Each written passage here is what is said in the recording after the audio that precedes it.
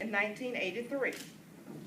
One of the bank's former presidents shared with me that Stan was perhaps the most prepared city executive that the bank ever had employed.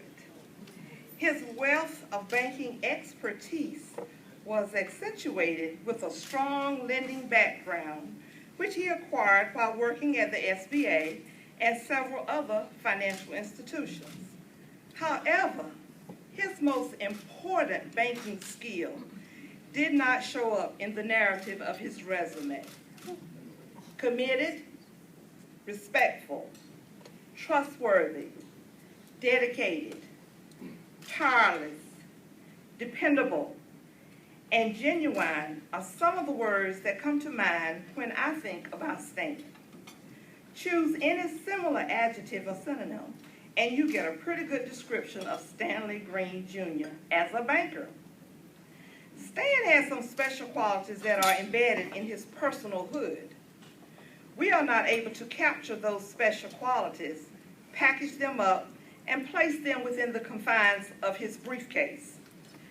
A strong work ethic, a sense of ownership in an assignment, and a commitment to excellence are all special qualities that are embedded in his soul. You discover them when you have known and worked with Stan in his professional and community endeavors. They are inequalities that are priceless. They are the essence of his very being. Stan is an unusually gifted person, and he is a highly skilled professional salesman. He could probably sell a 100-pound block of ice to an Eskimo. Stan has been a standard bearer for Mechanics and Farmers Bank. He carried the banner high and with distinction. He combined his people skills and his banking skills to build the Raleigh office into one of the most profitable in the system. To many of our customers, Stan Green and Mechanics and Farmers Bank is synonymous. Call his name and the bank comes to mind. He is a true role model and mentor of the highest caliber. Thank you, Mr. Stanley Green Jr., for being a part of M&F's team for the past 30 years. We love you and hate to see you go. Best wishes for a long and happy retirement that you so richly deserve.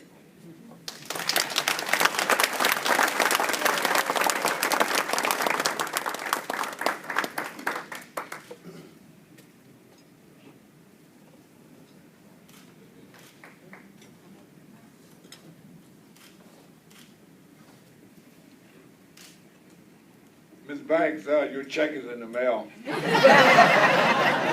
I thank you for those comments.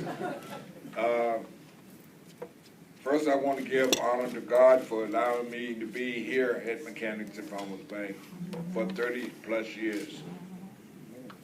It was a long story that started back in 1982 when Julia Taylor called me and said that a friend of yours, Bob Childs, had asked me to call you to talk to you about coming to Mechanics and Farmers Bank. What she didn't know, I was very comfortable in Rocky Mount, and I was very happy what I was doing, but Julia kept calling. So I made several trips to Raleigh, and Sheila Gray, she never carried me to Hoggett Street. She always carried me to Rockwire Road.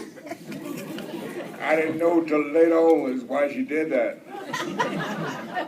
Because if you knew on the Hoggett Street office, it was a dump. So she would ride by Hoggett Street and say, "There's the bank you're going to work at." I never went inside the first day I came to work. And that was an experience.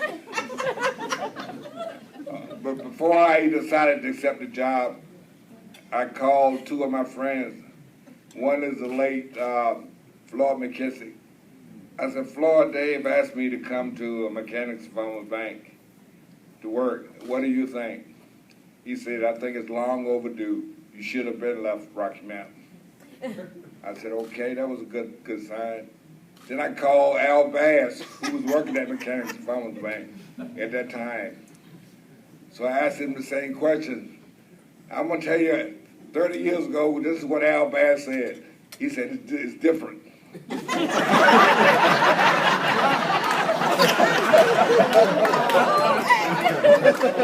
I didn't know what he meant at that time. So I accepted that as positive. But I really found out later on, he was really right. It was different. And the bank I was with before, I had everybody else doing everything for me. I came here, I had to do all this, everything myself.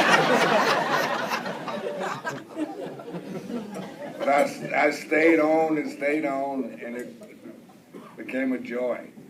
I consider myself one of the luckiest people in the world to have worked at Mechanics and Farmers Bank.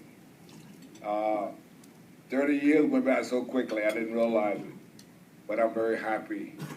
Since Julia Taylor's not here, I'm going to tell you a couple of stories about Julia Taylor. She used to come over to the Hargett Street office once a month, and we would go out to lunch. But before she came in, before she left, she would walk around the branch, and she would bend down and pick up something, and I said, well, and she said, you know what this is? I said, it's a paper clip. She said, these things cost money.